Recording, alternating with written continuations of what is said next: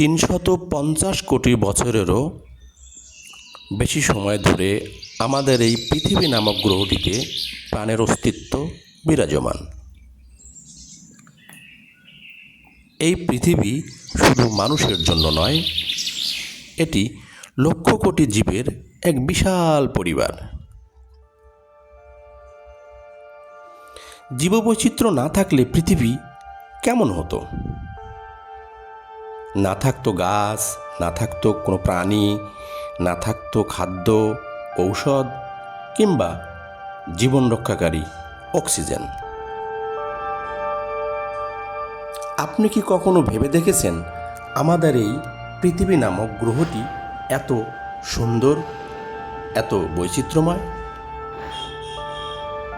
কেন পাহাড়, বন, নদী, সাগর, মহাসাগর, মরুভূমি, তুষারাবৃত অঞ্চল, কীটপতঙ্গ, পোকামাকড়, পাখি, প্রাণী আর গাছপালা মিলিয়ে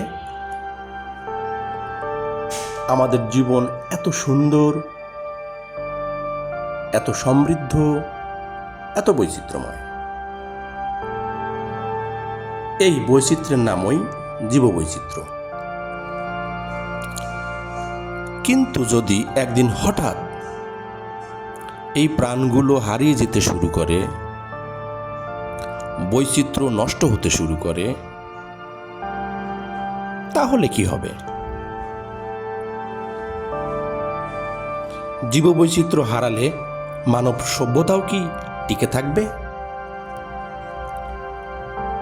প্রকৃতি আমাদের ছাড়া যথাযথ এবং সুন্দরভাবে বাঁচতে পারবে, কিন্তু আমরা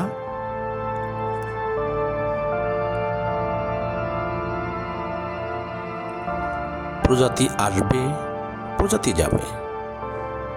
কোনো প্রজাতি এই পৃথিবীতে তার চিহ্ন রেখে যেতে পারে, আবার কোনো প্রজাতি তার চিহ্ন রেখে যেতে পারে না।